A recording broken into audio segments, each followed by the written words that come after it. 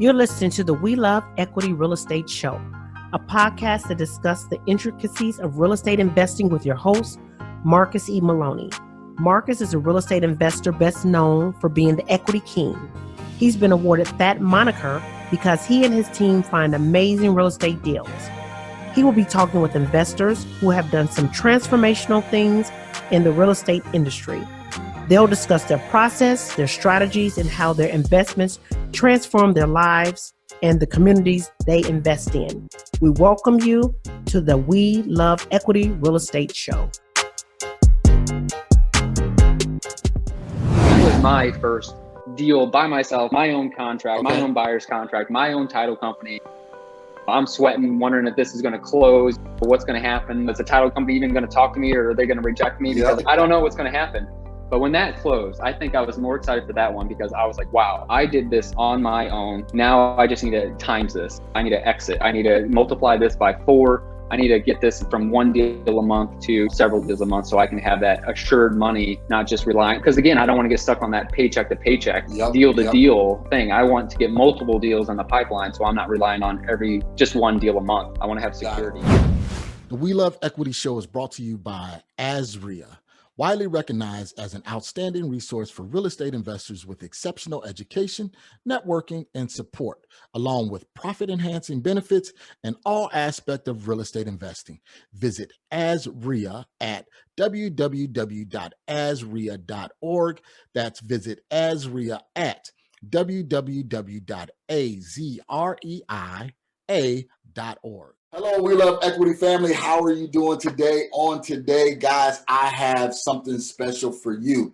A little bit different, a little bit out of the box, but I know it's going to be rewarding and beneficial for you. So strap on your seatbelts, put your headphones on. If you're flying, you're 30,000 feet in the air. Hey, welcome. Thank you for joining us on today. Also, don't forget to click the like button or the subscribe button. Come on, join us. Be a part of the We Love Equity family because we're giving you tips, tricks, and all kinds of content regarding wholesaling and real estate in general. But on today, we are talking with Anthony Price from St. Louis, Missouri. So he's a Midwestern boy. I'm a Midwestern boy.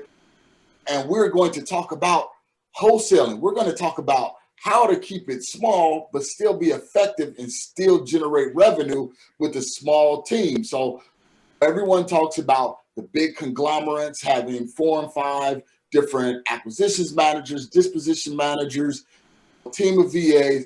Well, Anthony is going to give you a different perspective when he's being successful at it. And I think it will be a catalyst for you and your wholesaling business. So Anthony, man, welcome to the show. Welcome to the show. How are you? Thank you. I'm doing good. How you doing? I am doing great, man. Thank you for being here. Thank you for allowing me to talk to you. So give me a little bit of background about you. I know I said you're from St. Louis. You're wholesaling. But what were you doing pre your real estate career? Everything under the sun. I got started back in wholesaling in 2013. Before that, I was in my mid-20s just trying to make it from job to job. It was hard back then to get a job and hold a job for myself. So just trying to find something different. I got let go from one of my temp jobs in my young 20s. And I was just looking for something until a family member kind of tapped me on the shoulder and said one day, hey, you talked about real estate a lot when you're really young. How about you dive into that or look into that? So I said, sure. And then I started looking into becoming a real estate agent. So I kind of I tripped into this whole wholesaling thing when I was researching how to get my license, how much it would cost and how long it would take and what I need to do to be a successful agent. And I was just going on YouTube and researching that. Well, just one day I happened to be researching that. And then on the other little right-hand side, there were some videos on make 10 grand in 7 days and wholesaling. And I was just, you see a lot of that. I mean, especially when you're poor, you seem to see a lot more of it than you do when you're not poor. Yeah. And so I'm like, I'm never going to click on that. And I clicked on it. I went ahead and clicked on it. And I was like, I'll see what it's about. So I ended up clicking on it. I forgot who it was at the time, but they were going off about, wholesaling and contracts. And I'm from originally a small town of 700. So in mid-Missouri here, there's not many houses in a town of 700 people. Yep. And so just going through that, and that kind of put me down the rabbit hole for the next 2 months of just watching every single video I could on wholesaling. What is it? What do I need to do? What are contracts? How do you market? How do you find buyers? All that stuff. Yeah, I knew that I can't be successful in my little market of 700 people. So the two cities I had closest to me were Kansas City and St. Louis, because I was smack dab in the middle of my state. Okay. And so how I got started was, okay, I need to learn how to do this. So I sent about 4 or 5 emails to, and I went on Google and I sent emails to big investment companies that I found in one of those markets. One guy got back to me. Basically, I said, I'll do anything you want. I just want to learn the business. You don't even have to pay me. I just basically want to be an apprentice. Like, that's how hungry I was. That's how tired of being broke I was. I was living with a family member. I was tired of just having, I guess, just this bad misfortune all the time. And I just wanted to get out and just be my own man. And so one guy got back to me. He said, "What? Funny story. I'm actually looking for some help. How about you come up here and we'll sit down, we'll talk, maybe drive around, look at some houses and see how you could help me find deals." Long story short, it worked out. I moved to St. Louis, ended up getting started. And for probably about the next year and a half, I worked for him basically as a glorified bird dog / acquisitions manager, helping finding him deals to either fix and flip, do rental properties, wholesale. I even ran like the little MLS division there, trying to find deals on the MLS back in the day when there was tons of HUDs and foreclosures and things like that. And that's really how I cut my teeth on finding deals, and I would wholesale the deals to the buyers that we had at the time. And that's how I kind of cut my teeth on the whole operation. And then later off, like I said, probably about a year and a half after doing that, I formed my own business. And I think that was in 2013 or 14. And it's just been awesome ever since. It's funny that you talk about it because we have similar backgrounds. Because when I first moved to Phoenix, I didn't know the market or anything like that. And I was out here trying. Similar to you, I saw some videos. Actually, I was listening to Bigger Pockets driving over from Illinois to Phoenix. And they were talking about direct mail. And I was like, well, why? This is a real estate show. Why are they talking about direct mail? And the more and more I started to dig into it, they were talking about wholesaling. And similar story, but I got out here, started doing things, trying to make things happen. And somebody kind of pulled me in and was like, hey, but I do need some help. And that's when I started being an acquisitions manager. And then I fell into it. I really very loved similar. It. Yep. And I started saving my money. And I was like, okay, thank you for all of the education. Let me go out here and do my own thing. So yeah, it's awesome. If you can ever get under somebody in your local market and just kind of apprentice and just learn the ins and outs, because not only did I have to learn wholesaling, but I had to learn real estate, all the terminology. What's even under contract mean? What's escrow? What's title companies? How do you interact with those people? So that really taught me just the little nuances of real estate. So when I was ready to kind of start my own company, my own business, I already had all the beginnings of it. Now I just needed to learn. Now I just needed to polish the edges and learn the best marketing, the best, way to build buyers list, the best way to hire virtual assistants, all that stuff to kind of just grow it from there. That's very key. And I'm glad we kind of started here, is because a lot of people, they start at YouTube University. Okay. And then they figure, I'm just going to learn everything I can on YouTube. And then I'm going to get out there and I'm just going to do it. But you took a different approach. You said, let me just call up some of these people. And this is the same thing that I teach people and coach people on, is find out who that major player is in your market, or even it's a virtual player. Reach out to them and say, hey, look, I may not have much money, but I got the grit, I got the grind, and let me go out here and try and find deals. And that's the best way for you to learn. Yeah, you can sit behind the computer, guys. You can listen to me on these podcasts. You can listen to all of these other people on YouTube, but you really don't get the crux of what you're doing until you're out there. You have to make those mistakes and go through those errors and stuff like that. And like you said, kind of polish the edges and cut your teeth on a few deals. So, Anthony, tell me about once that guy brought you in, what did you have to do first? What was your daily task?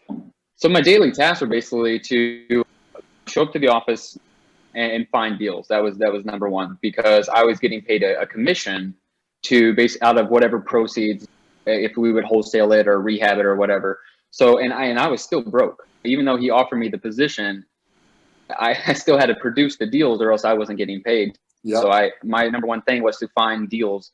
And I didn't have any money for marketing. The person that I was kind of under wasn't really paying for my marketing. So I had to find free ways of kind of finding some deals. And one of those ways was, well, he was an agent. So I was like, well, I have access to the MLS now. So number one thing was get on the MLS. That's free. Start looking at things I can go look at, maybe put in offers. And that's what we did. So I would help get offers accepted on the MLS, whether they were just owner properties or if they were bank foreclosures. You kind of had to watch out for those because only investors can buy those after a certain period of time, after owner occupants had their option or time to look at them. So did that for the longest time. Also, one thing I got really good at was, so he already had a little bit of a buyer's list.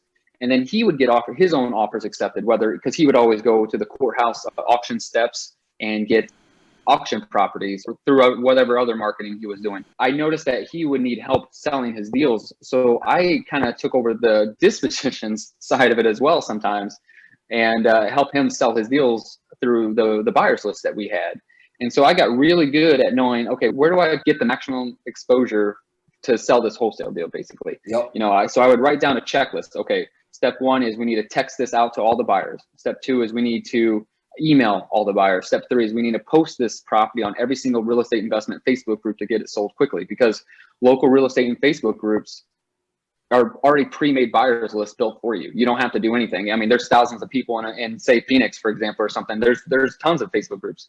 If you post your property on there, that's already thousands of buyers already built up for you. Done. I mean, you barely even need a buyer's list. So let me jump in here real quick, Anthony, because I don't want to gloss over this, because this is very, very important. And I tell people this is, like you said, you had this guy that was willing to pull you up under his wings, and you had access to the MLS. I always tell people, and this is one of the things that I did, getting started. I had a person, and he was like, well, we're just trying to find deals. And I was like, well, let me help you. But I didn't have any money for marketing or anything like that. I happened to stumble upon this really, really aggressive realtor who was not really just starting out, but really didn't have a huge client base. And we just started putting in offers on deals on the MLS. And I contacted that. And guys, this is something that you can do in any market. I contacted the person that was over me, and I said, hey, what? I keep hearing about this proof of funds and everything like that. Proof of funds. I said, but I want to be able to go dig through the MLS and put in offers on properties on the MLS. I said, but I can't do that because a savvy realtor is going to say, well, I need to see that you have the capital or the liquidity to buy this property cash. So what they did was they gave me basically the proof of funds, and I was writing up those contracts for that entity. So guys, that's one of the things that you can do. I was doing this right when the market started turning. We was getting some of those foreclosures and things like that. Not sure if it's possible now, but that's still a shot if you don't have any money to get started. Can you just scratch the surface on that a little bit for us, Anthony? Yeah. And when I was doing the same thing, and basically I was using the person I was under at the time, I was using his proof of funds. So that was pretty easy. Hey, here's a proof of funds. If it gets accepted, great, let us know. We'll get everything, rocking and rolling on it. When I was putting in offers, I would basically log into the MLS. I would look at the active listings for that day. So I saw exactly what hit the market that day, and I would be immediately on top of it. I wasn't waiting 24 hours or 48 hours I was trying to set it up to where I saw the property come in that day. If we needed to look at it before we made an offer, we did that, and we made the offer. We probably made about 20 offers a week minimum. So that way we could get a couple of those accepted a month. So you have to put in a lot of offers. It's not like you put in a couple and you get them accepted. You put in 20, 18 of them might get rejected. One of them might come back as accepted, and then maybe another one might come back as, well, we can't do this, but we can do this. And then you negotiate from there. So, yeah. Yep, very, very key, man. That's very good. Glad you touched on that. And then also the thing about the buyers list, guys, get out there. Everybody cries about, well, what should I do? Should I find a deal or should I find a buyer? right now buyers are easy to find. I mean, you can everywhere kick over a rock and stumble upon a buyer. So focus on the deal and not so much the buyers, because you'll be able to move those deals. So tell me about that first deal, Anthony. Let's go all the way back to 2013, 2012. What did that first deal look like? So it's kind of interesting. I had two first deals in a way, because I had the first deal that I helped the person I was under, right? That was the first deal that I helped him find. That was kind of like my first deal. And then I had my first deal where I started my company, and I was like, oh my God, I'm on my own. What do I do? And I guess I'm going to put out bandit signs. And that's how I got my first deal. So I'll kind of tell you both of them real quick. So how I found my first deal when I just got started working under the person that I was kind of apprenticing for was basically, I was still in my small town, but I had access to Zillow. So what I would do is I would go on Zillow. I would look at all the for sale by owners on Zillow. I wrote down every address, every phone number that I could find for every single for sale by owner in that area. One by one, I think I had like 40 phone numbers that day. Oh, it was horrible. But I called every single person. The very first person I called yelled at me and said, I will never sell to a real estate investor. Don't ever call me back. This is ridiculous. I mean, I thought I was devastated from just the very first real estate phone call. I was devastated. I was like, oh my gosh, if every single call is going to go like this, I cannot do this. Because I already don't really like talking on the phone, talking to strangers, right? So here I am, very first guy yells at me about being a real estate investor and how he'll never sell to me. Luckily, I was so poor that wasn't an option, and I had to just keep going. I was just like, I'm not going to quit. I want to change my life. I want to change the life for my future kids. Whenever I have kids, I want to be secure in life. I just don't want to coast and try to live paycheck to paycheck. Kept calling. I think about the 20th call, there was a house that was worth probably about 125 at the time. The guy was saying it used to be his dad's, and he only wanted, I think, 85 for it. So I knew something was there.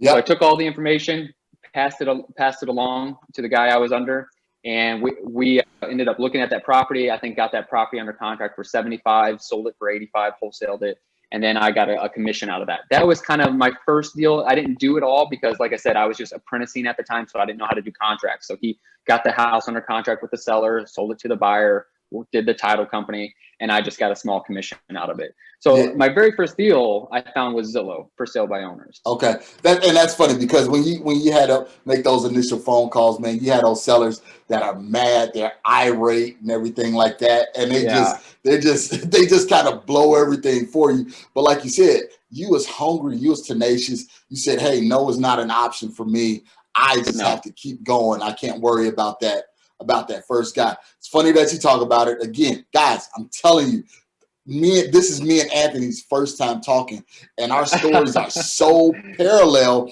because I have my first two deals. I would say I have my first that I did with someone, and then I have my first individual deal. So when you had that first one and you're working under someone, you can say, okay, the responsibility is not on me. If something goes south, I can always go back to the person that's under me and say, okay, what are you going to do to fix this? Or how are we going to fix this? How much did you make on that first deal? So we wholesaled that, and it was a $10,000 spread. I ended up making like $2,500 on it. So to me, I mean, I'm used to getting like $300 and something paychecks every 2 weeks, you know, maybe working at a restaurant or something like that, or whatever. And so $2,500 to me was, I mean, you might as well add another $1 million on top of it. That's how that felt to get that. And I mean, I felt like I could just pay for anything. So that's my first was $22,500. So $2,250. And like you said, I felt like I was on top of the world. I'm like, man, this job works. Let me work it. So it was proof. That check was proof that this works. It's not just some kind of thing out there on the internet. This actually works. I can actually make a living off this. I can do things with this. I can scale this. Yeah, and that was deal number one. And so when people ask me what was your first deal, I'm always like, okay, which one do I tell them? So this first deal. The other first deal was, you know, a year after that, year and a half after that, I went off on my own. I still didn't really have much money, because I was only getting small commissions on deals that I was finding. So I was still kind of struggling. And that's kind of another decision of why I had to go off on my own, because I knew working under this person, I wasn't really getting paid that well for doing all the work that I was doing. I wouldn't have mind probably staying there longer. I just needed to go off on my own.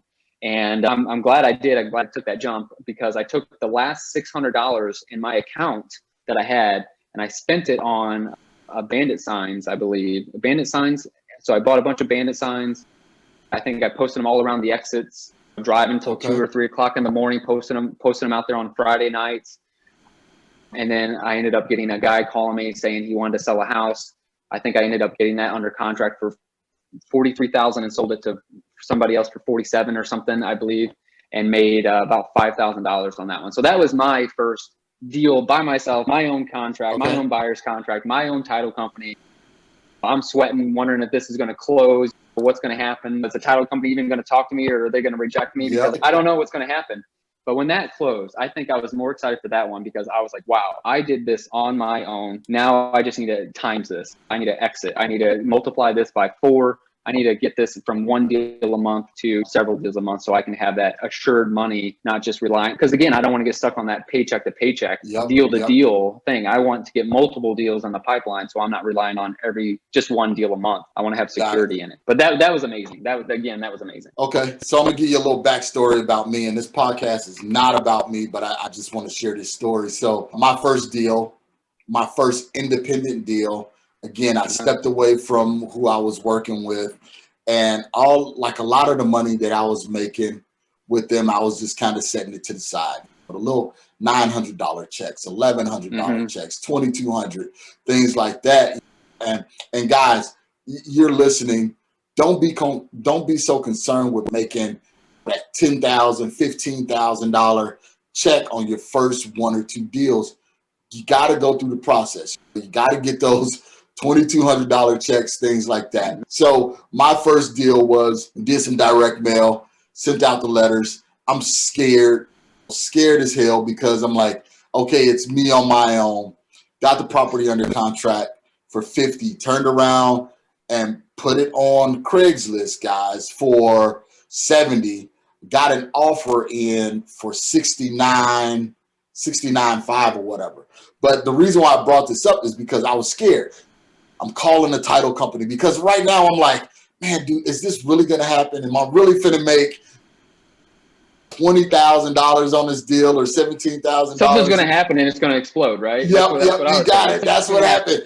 When I called the title company, and I can't remember what the issue was, but then I was mad at the title company, telling them that, I know what it was. They disclosed my assignment fee, because I did it as an assignment and not a double close. And I didn't have the wherewithal and the know to do a double close. And I was like, well, now they're going to walk away from the deal.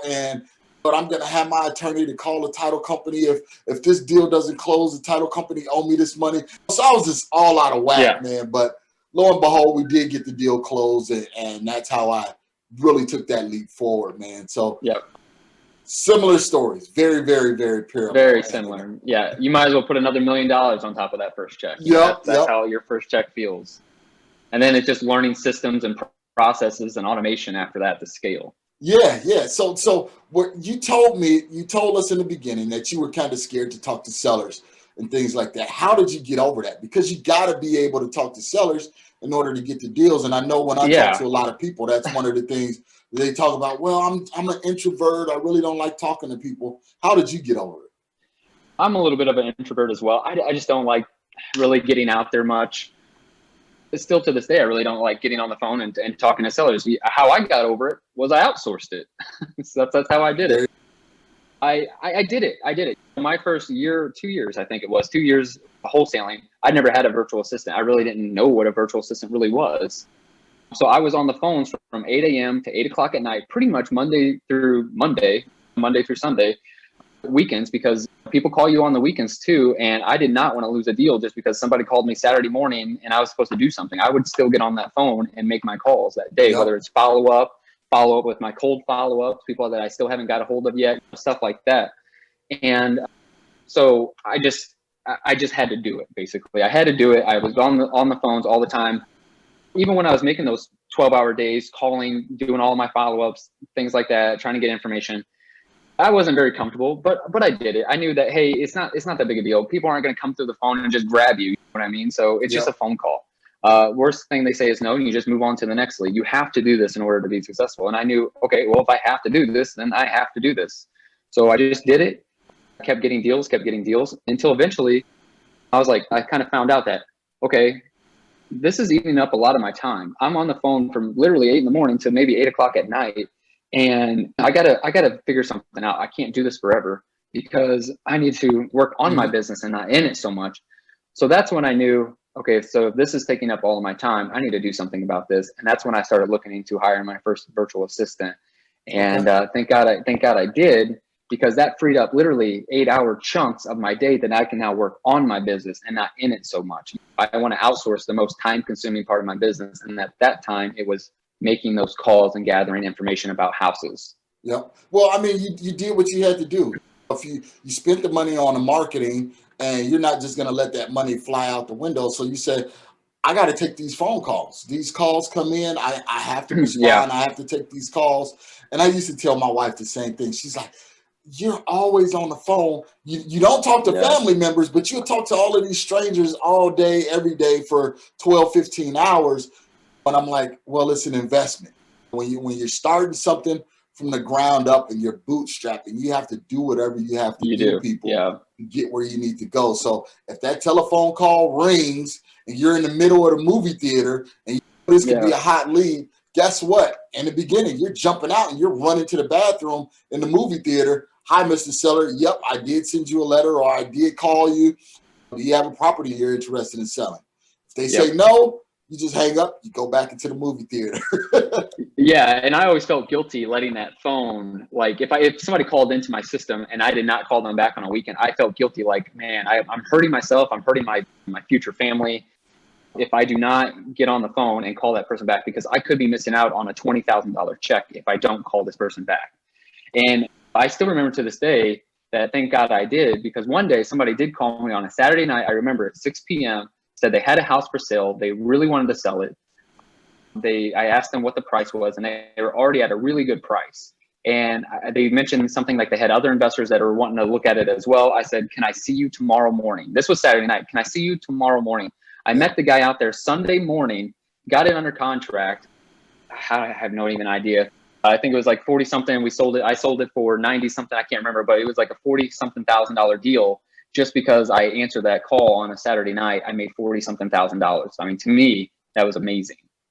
You got it, man. And like I said, we have parallel stories. So I'm going to give you a quick story. So guys, you guys are listening to trading stories, wholesalers, real estate investors, just trading stories on how you got started. So similar to me, I got a call. It was late in the evening. It was like 6 o'clock. I just got the kids home from school, making dinner and stuff like that. So I'm talking to the guy on the phone, and he was like, yeah, we got this house, but over the weekend, this was like a Monday or something.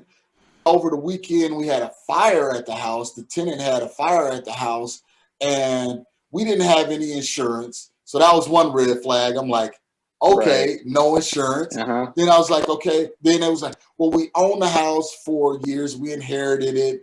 There's no mortgage or anything like that. So that was another red flag. I was like, okay, no mortgage, fire damage house, no insurance. I said, you know what? It's late in the evening. If you guys are around the house, I can meet you there right now. Now, mind you, I'm 45 minutes away. He said, sure, come, because we're going to have some other investors come by and take a look at it. Hopped in the car immediately, drove 45 minutes, walked through the property, fire damage, tore up, everything. I really didn't even know what to offer because that house was in such horrible condition. Made the offer, didn't have the contract with me. So I drove 45 minutes back. Oh, no. Got a contract, then drove 45 minutes back, met them at their house, signed a contract, and it was a $35,000 deal. Awesome. You know, so again, I guys, remember you got to do what you got to do. I remember on my appointment, when on that story I was saying, I remember the guy saying he didn't really want to sign the contract because he had a couple other, people coming, and I don't fault them for that. And I was like, okay, we need to get this done, because especially if I met you on the weekend, like I really want to get this done. Yeah. So basically, one of the questions I just asked was, okay, where do I need to be at for you to sign today? to get this closing process started, just where do I need to be at so we can get a deal done? I'm here. You have a willing and able cash buyer right in front of you. I'm interested in the property. Where do I need to be at so we can get this deal done? And luckily, he set a number that I could work with, and was able to work with him and then get it under contract that day. And then he called the other buyers that were supposed to come and cancel their appointments, and I was able to get that under contract and sell that for a nice profit. So that was great. Go. Same thing. He was like, we got other people coming. I said, where do you need to be at in order for us to make this happen? Because I pitched him a number. It was low, but I just wanted to see where he was at. And he came in about 8,000 higher than what I offered. And I was like, yep, still a deal. I said, but I don't have the contract. I'm going to go and get the contract. You guys go out, get your dinner or whatever. Right here. Yep. I'll come back. I'll come right back. Yep. And that's what we did. And then even with that deal, because I was a little nervous, this is one of my first deals, and I put it out on Phoenix Facebook group. Everybody was bashing me, telling me this is not a deal, so on and so forth. But while everybody was saying that in the chat, my phone is ringing. Like, funny how that is. Yeah. Let me get this deal. So we were able to make it happen, man. So what do you consider right now, Anthony, as to be one of your better marketing strategies? So I did direct mail for the longest time. Probably that was my go-to thing for years. I would probably say for 5 years, it was always direct mail. I just did postcards basically.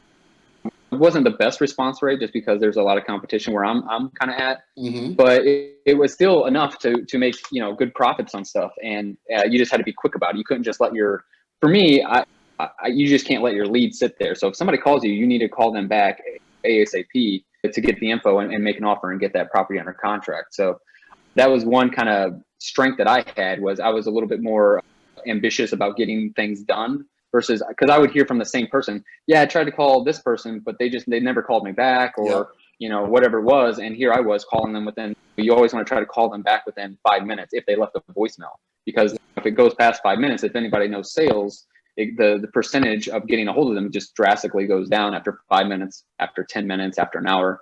It just goes way, way down. So that's one thing I had. But so postcards work well. They still work well. We still do postcards.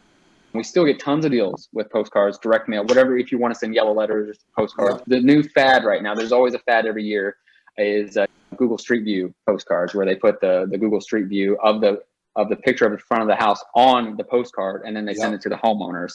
So that's the new craze right now. Next year, I'm sure it'll be something else with direct mail. But text marketing is another new craze right now. We're crushing it right now with that. That's probably our number one. However, I don't know how long that's going to last, to be honest with you, Marcus, because they're coming out with more and more regulations against text marketing. Sprint and AT&T especially is crushing platforms that are using it. They're requiring people to put it in opt-out language at the end of what I'm talking about. At the end of the text, it says, reply stop to stop, or quit to quit, things like that. So a year ago, you didn't have that. Platforms weren't requiring you to have opt-out language in your stuff, and so you were getting really awesome response rates because your texts look genuine, and the more genuine your texts look when you're doing this, the more better responses you get and the more deals you get. Well, I noticed this, one of the platforms we were using at that time, all of a sudden overnight just switched it, and all of our texts now had opt-out language at the end of it, automatically put in there. I couldn't do anything about it. And so I was a little skeptical about it, and I was telling my virtual assistant that was running that for me, I said, okay, let's keep it going. Let's just try it, see how it goes. And I noticed our response rates go from here way up high to boom, rock bottom response rates. And I mean, we used to push leads all day long into our CRM to call back without opt-out language. As soon as they started implementing opt-out language, it just crushed it overnight. You still get deals with it, but it's not as high as it was. So I'm noticing more regulations with text marketing, just like RVMs. Remember when RVMs came out? And that was a new craze 2 years ago. That was a big craze. And that was killing it. I was getting tons of deals with RVMs. All of a sudden, states like Florida. I think there's another state out there that completely, especially Florida is what I heard. That had Florida completely banned, outlaw it. They'll get a hold of you so fast if you RVM somebody in Florida, just because of all the stuff that's been going on there. So, but I would say those are the top two right now. Text marketing, as long as it'll last. until something crazy comes along. And then postcards, tried and true direct mail. That's always going to be there. There's really not much regulations as far as that. You can send anybody a postcard. McDonald's sends postcard. Pizza Hut sends postcard. You can send a postcard.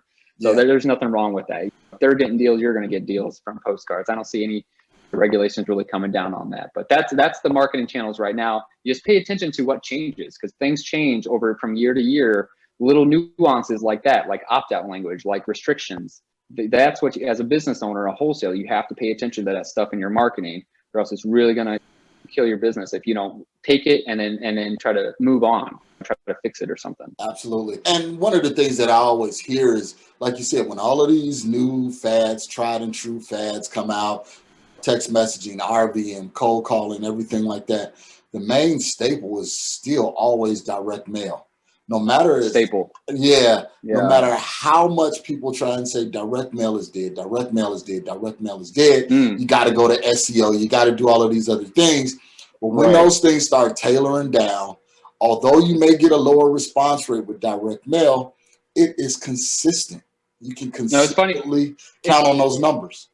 It's funny when everybody does text marketing or RVMs or Google AdWords, and then when that marketing channel starts to kind of die off or die down, what does everybody go back to? Everybody goes back to direct mail, right? There's a reason for that, because it works. But people are trying to find something on top of that as well, because you want to be like you want to fish, right? So you want to have as many fishing poles in the water so you can catch as many deals. You don't just want to rely on direct mail. You want to have as many fishing poles in the water so you can catch a fish here, catch a fish over there, catch a fish over there. If you just have one fishing pole and that fishing pole breaks, you're not catching any fish.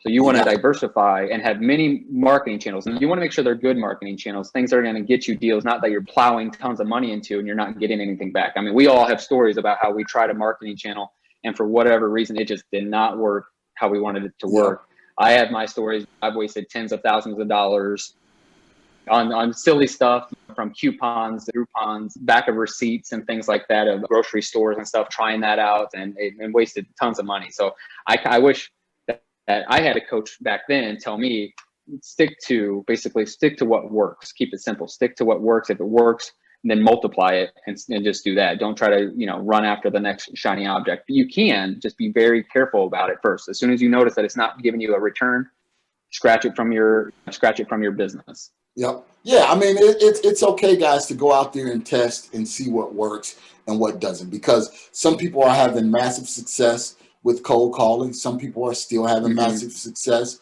with text messaging. Some people are having massive success with cold emails and direct mail and billboards and things like that. You have to see what works for your business, because same thing we did: direct mail, text messaging, cold calling, bandit signs. You have to find that product or that marketing niche that works for you, and then test those other resources. You don't have to dump tons of money into it, but just test it and see how it works for you. So Anthony, everyone talks about these huge, having all of these people on your team. How are you running your business currently? Yeah, so kind of funny you mentioned that, because I kind of got caught up in that. That was another fad, right? That was and they come and go every year. There's always the newest, biggest thing that's out there. I think it was probably about 2 years ago, a lot of people were really pushing this brick and mortar type wholesaling business model, right? Kind of like, you want to have a brick and mortar office location, then you want to hire an office secretary. You want to get 2 or 3 or 4 acquisitions manager working under you. Then you want to get 1 or 2 dispositions managers running under you. You want to get a marketing manager. You want to get cold callers. They had this office mentality. That was the craze, and everybody was doing it. And even I got kind of caught up in it. I was like, well, wow, I've been kind of doing everything in my market. Even though I was in my market, I would do things virtually. I was doing things over the phone. We would make offers over the phones. I would do contracts over the phones. I would do everything over the phone with my VAs. But I was like, I'll give this a shot. So I got a brick and mortar location, got an office, got a real address, all that stuff. Got a secretary, hired an acquisitions manager, the whole 9 yards. And I quickly found a couple months into it that we did deals, but it wasn't the lifestyle that I wanted. I did not want to create another job for myself, going there at 8 a.m. every day, making sure people are there, they're on time, making sure people are doing what they're supposed to do, accountability, KPIs, tracking their numbers, making sure the acquisitions manager is doing everything correct on the appointments, hiring and firing more acquisitions managers and things like that. I quickly learned that, wow, this really isn't for me. Now it could be for somebody else, and that's fine. I mean, there's people crushing it with the whole brick and mortar type business model of wholesaling. If you can do it, that's awesome, because you're going to make a lot of money doing it, but you have to have a lot more time and management to do it, because you have to be really geared towards that, because that is a full-time job to do that until you get to a level to where basically you can hire a CEO to run it for you, and then you can kind of fully step back. But that's pretty high up there. Anyways, had that, it was fine. I just knew that it wasn't for me. I liked when I could work at home in my pajamas, drink my own coffee, go to my own bathroom, see my daughter when I wanted to see her, play with my dog if I wanted to, just do what I wanted to, and do it on my own time versus making sure I'm in the office, people are in the office, things are that way. So what I did was I basically kind of dissolved that model, and I went back and I stuck to, again, what is tried and true, what works. And what worked for me was my over the phone type wholesaling model. You can call it virtual or whatever, but basically I did virtual in my own market. And it was a blessing. I hired a couple more VAs, and I do everything that a brick and mortar location can do, but just with virtual assistants doing that all for me. So you get more time. You don't have to stress about overhead. You get more of your deals. I mean, if you structure it correctly, you can do this virtually, whether in your own market or in other markets, and you don't have to have this mega huge team to make 6 figures a month. You really don't. Yep. And that's the thing, is that people always think that bigger is always better. And you got to have this lifestyle by design. You knew that, hey, I don't want to have to put on a shirt, tie, or put on shoes to go to work. I want to be able to climb out of the bed and go right to my office and make money. Yes. And really that's being ahead of the game, because right now, I mean, that's the way everybody has that's to what run everyone's their going operations. Back to. Exactly. Everyone's going back to that right now. Yeah, and especially with things going on right now in the news and stuff, everyone is kind of reverting back to a more virtual type home office type of model, right? So I did that before all this, thank God. But yeah, stick to what works. And what worked for me was my over the phone virtual model, which I love and I enjoy for myself. It provides me more freedom, more flexibility, just doing things that way. When you're setting up this virtual model, and I'm not talking about virtual in all of these different states, but even just virtual in your own market, what do you need and how do you get there, Anthony? How did that come about for you? Yeah, so I mean, it's actually simpler than what it is. You just kind of take all the parts that you do in your business already, and then you just need to outsource. So you would hire VAs. Step one is hiring your first VA if you don't already have that. A virtual assistant, whether you hire a local one or one from the Philippines or some other country, step one is hiring a virtual assistant to delegate what is eating up most of your time. Like I said, mine and probably everyone's time out there, the first thing is on the phone, right? Talking to sellers, gathering information. You want to relieve yourself of that so you can now outsource and automate other things, like maybe automate some marketing, right? Because I'm not in my systems doing text marketing all day or cold calling all day. That just takes too much time for me. I have a virtual assistant that does cold calling or other marketing channels for me. So now I can work on more automation and delegation. Okay. So having virtual assistants is key. Like I said, whether you hire them locally or in another country like the Philippines, like I did, that's definitely step one. Get them trained. Okay, training is very, very easy. And then we have a system that we use to track their hours. So I think we use a system called Time Clock Wizard. There's a ton out there, virtual time clocks, basically. But we use that to track the virtual assistant's hours. So basically every morning, 9 o'clock Central Time, my VAs are clocking in and then they clock out, 8 hours later, just like a normal 9 to 5 full-time job. That's just how, they're real people. So obviously they work 8-hour days. And that's basically it. So what all that you would do? So what are some of the tasks that you can hire a VA to do? I know you talked about cold calling. So because it seems like you're almost completely hands off, and I know that model would be definitely a plus for most people, especially those who are saying, okay, I'm still working a full-time job, but I do have the resources to hire her out to get some things going, and that can help them come off of their full-time job. So what are some of the jobs and the responsibilities that you have the VAs to do? Yeah, so number one and most important is talk to sellers. I have my VAs. There's a few of them.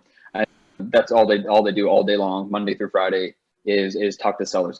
So a seller calls in, they have a script that they follow in my CRM. Hi, thanks for calling. And then they gather all the information about their property, their motivation, their timeline, asking price.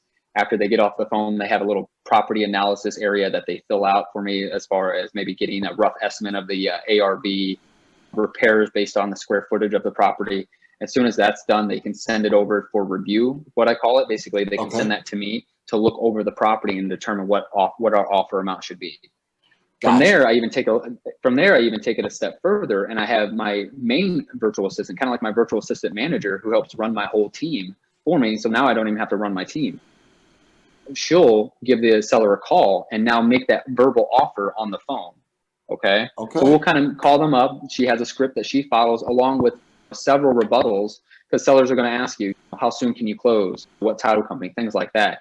And so your virtual assistants have to be prepared with a list of rebuttals for objections and things like that. So we'll make the verbal offer. Some other tasks are getting new leads from our lead sources, putting them into maybe an Excel spreadsheet, and then uploading them into our system to get ready for marketing. We do that on a weekly basis. Posting properties for sale, we do that. And marketing, any type of marketing, whether it's cold calling, texting, anything like that requires a lot of your time, that's what I have them do. Okay, perfect. So what we're going to do real quick, Anthony, because I want to dig further into this, let's hear a brief word from our sponsors. And when we come back, we'll talk more about your VAs and how you have your business set up. That way we can see if it can cater to some of the people that are listening to this podcast on today. So let's take a moment and hear a brief word from our sponsors, and we'll be right back with Anthony Price. PropStream is the industry's #1 tool for locating distressed properties and connecting with highly motivated sellers. With 100% coverage across the U.S., PropStream provides a deep dive into any property's specific details, making it easy to generate lists of distressed properties and contact to the owners. No other product or service can compare. Gain access to MLS property details like expired listings. You can pull accurate comps, even sale prices in non-disclosure states. This information is typically reserved for licensed real estate professionals, but is also available to you in PropStream. Gain access to unlimited nationwide property search, comparable home sales, targeted marketing lists, and owner contact lookup, built-in marketing tools, hundreds of filters to search and sort leads. Start your free 7-day trial now by going to proud.propstreampro.com/WeLoveEquity. All right, Anthony, welcome back. How are you, man? So we have Anthony. Great. We have Anthony here based out of St. Louis that's doing virtual deals in his home market. Yes, you heard that correctly. He's doing virtual deals in his home market, but he's also doing virtual deals across the country as well. Right now, as we come back, we're talking about VAs and setting up your team and how to make that happen. If you don't want a brick and mortar business, how can you set up your team to be successful as a real estate investor, as a wholesaler, and kind of have this passively come off as a passive job, basically? Well, that kind of sounds oxymoronic, passive job, but have that passive income coming in from the virtual setup. So Anthony, just a rebuttal, guys, it's him, and he's using a team of VAs to do his marketing, do his cold calling, do his task and everything like that. So Anthony, how do you go about finding these VAs? Let's start with how do you find them, and then we'll go into how do you train them. Sure. So the very first VA that I actually hired through I guess you would say an outsourcing company. There's plenty of, Filipino type outsourcing companies out there. Basically what they do, and I'm trying to think of some off my head, but basically what they do is maybe you pay a fee, they go out, they find you 3 applicants. Okay. You tell them what you're looking for, strong phone skills, good English, et cetera, et cetera. They'll bring you 3 applicants based on that. And then you interview those 3 applicants, and then you hire one of them if you want. Or if you don't, then they'll bring in 3 more typically. So basically, that was the first time I hired my first VA. She was great. She's actually been with my first VA has actually been with me ever since, and she now runs my whole team for me. Okay. So one of the companies, guys, sorry, Anthony, just want to jump in. One of the companies that you can go to is I think is Resva, Real Estate Virtual Assistance, something like that. Yeah. So guys, you can just go, you can Google virtual assistant companies and outsourcing, and you'll be able to find it. Yep. So they're pretty easy to find. Okay, go ahead. Didn't mean to cut you off. Yeah, so that was the very first time I hired a virtual assistant.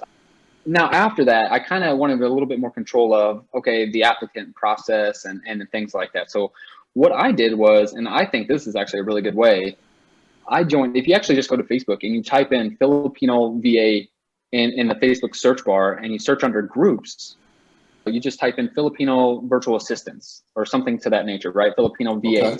You're going to have, probably 50 groups pop up in front of you. And they range from maybe a couple thousand members to, and this is what I do, is I join the ones that have over 50,000 members, because there's a lot of virtual assistants in these groups, all looking for work, all in the Philippines. There's some groups out there, when you type that in and you join them, that have over hundreds of thousands of members in it. And you got to think, these are all VAs that have experience working for, sometimes even working for investors already, that are looking for work. And so what I do is I join probably about 10 of these groups, right? 10 or 20 of these groups. And then I have a VA job posting ad that I post with qualifications. Must have good internet, must have a headset, must have a quiet working location. Nobody running in the background or dogs barking or anything like that. Good internet. And what I'll do is I'll post that job ad in there in all of these groups with a email to send me a brief audio or video recording of themselves, probably no longer than 30 seconds, just explaining who they are, why they think they're a good fit for the job, and then their resume. And what this will really do is you're looking for somebody with good communication skills and good English. So when you go through all these applicants from there, you just want to make sure they have good English, they have good communication skills, because if they're going to be awkward on the phone, they're going to be awkward with the sellers, right? So that's something that I look for.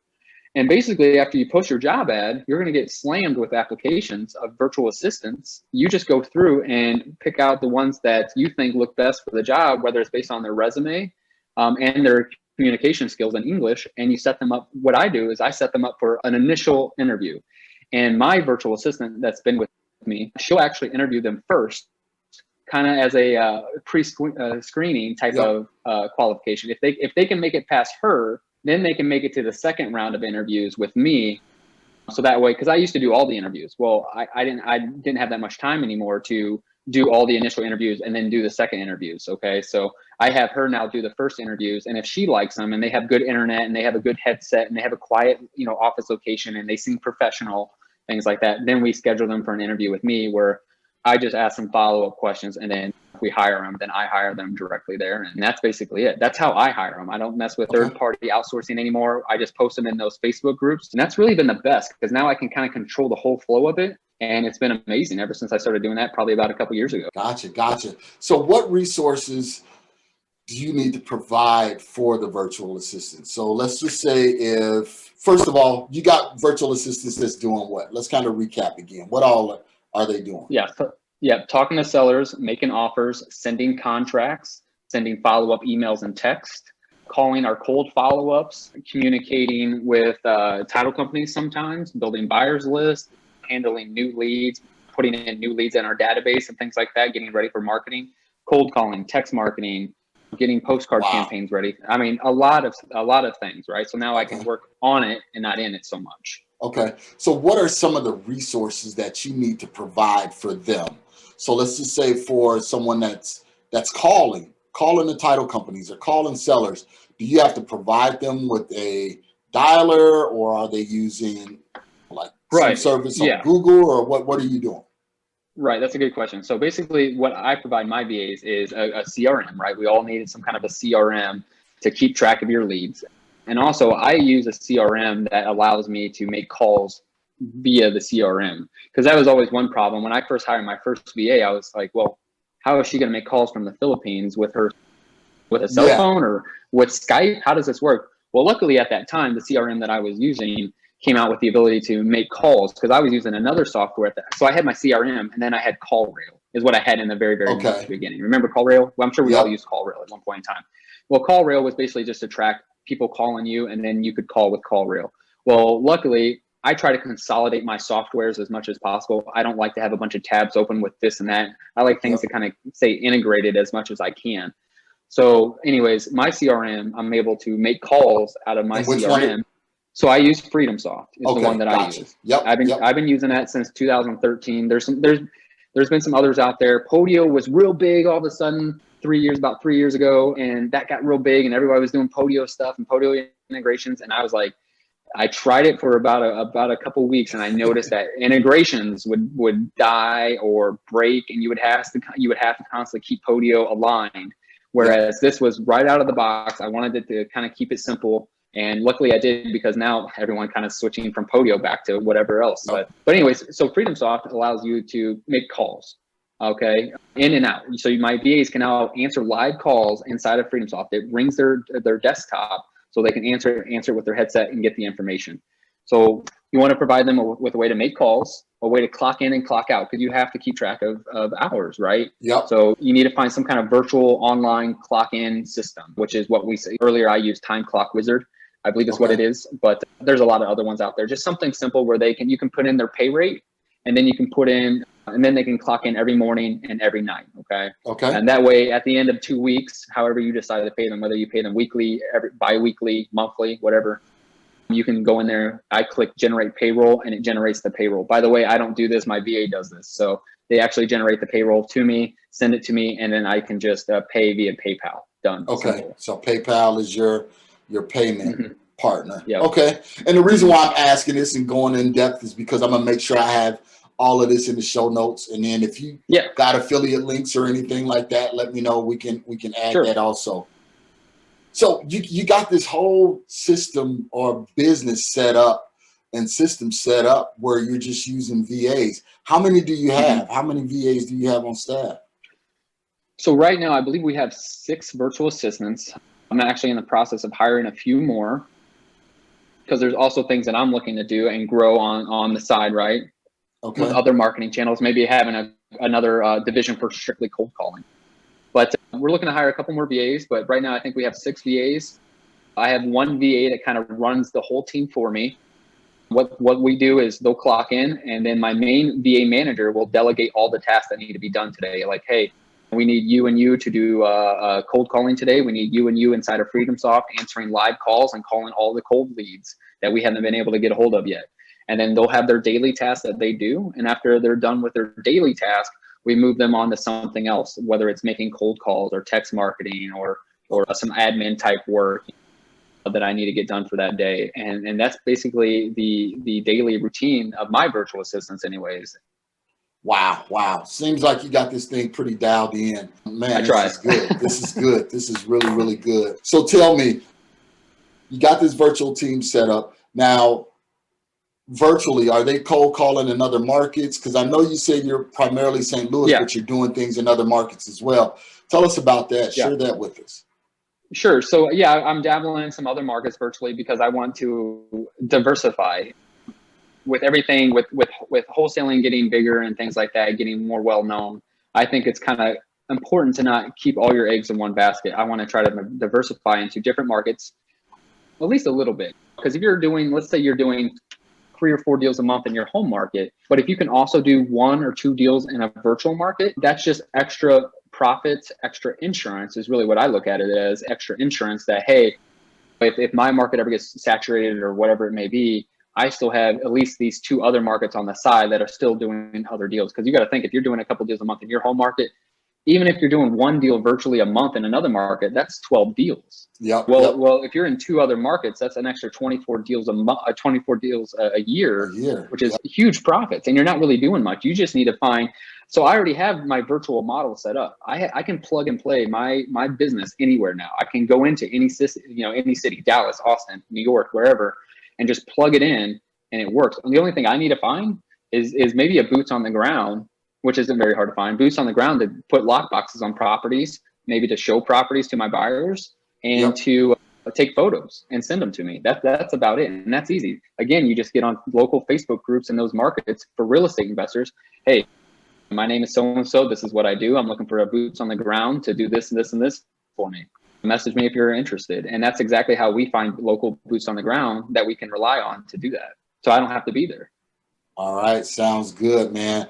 Well, man, I definitely applaud all of the resources that you provided today, Anthony, and everything that you gave us, because you gave us a wealth of knowledge, especially for people to transition from that brick and mortar over to a one-man operation, but with the virtual team. And for those people that are just getting started and they thinking, well, I need somebody for this, somebody for that, somebody for this, they can go to that virtual model. So guys, I'll make sure I have all of the information that Anthony provided us in the show notes, where to find VAs, how to vet VAs, things like that.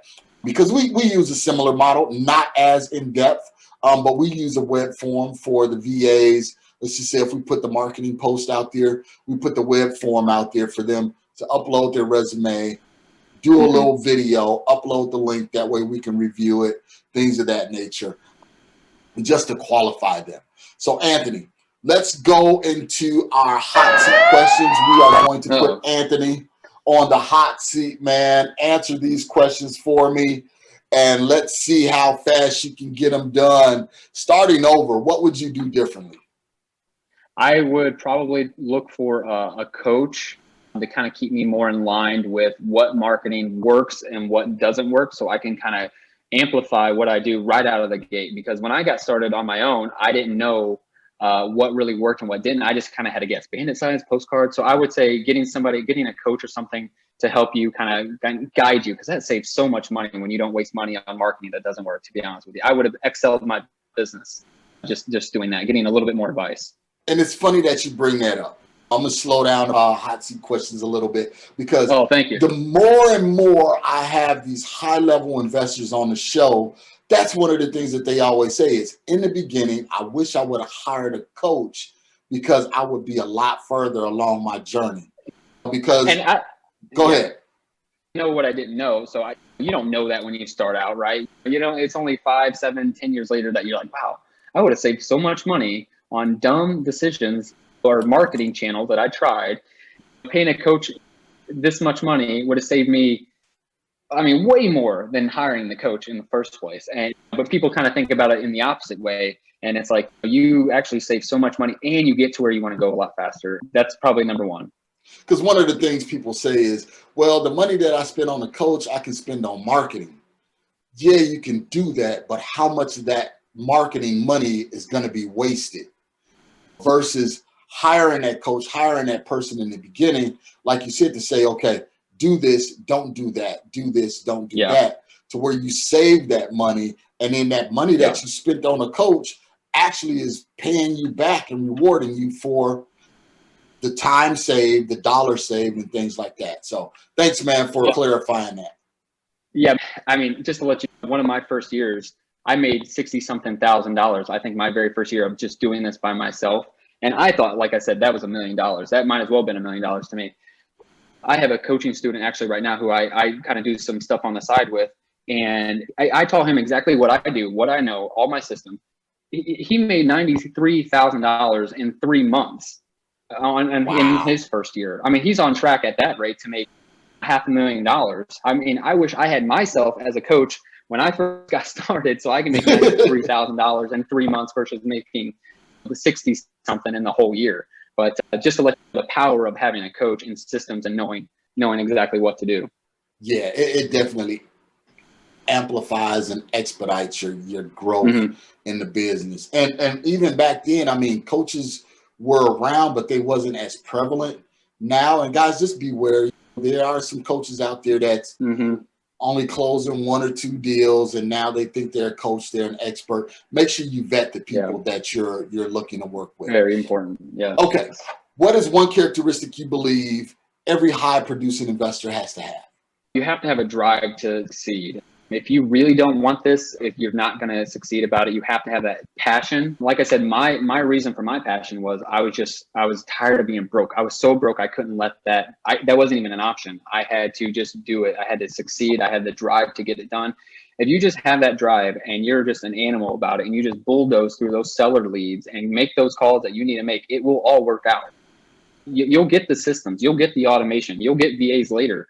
Just do what you need to do now. Even if you already have that, just get through it. And I would say just have that drive and that passion to succeed in this, and you will be successful. If I can do it, you can definitely do it. All right. Sounds good. Sounds good. Can you give us any kind of book recommendation? Well, I mean, as you can see, I see your library back there, man. Yeah, there's a ton. All of Gary Keller's stuff is great. 4-Hour Work Week is awesome. That kind of teaches you more about automation and delegation. Profit First is another good one. Okay. And what's another big one here? The One Thing. That's the one that everyone's kind of talking about as well. The One Thing. Okay. I'll make sure I have that in the show notes, guys, so you can go and download those books and get those books. Tell us, Anthony, in parting, what words of encouragement can you give a struggling investor? Yeah, just be positive in these times. If you're getting started and you're struggling, you're not quite sure what to do, there's so many free resources out there, whether online, join local Facebook groups. There's tons of other people out there that are also getting started. I remember when I got started, I was just constantly asking questions in local groups or other groups on Facebook.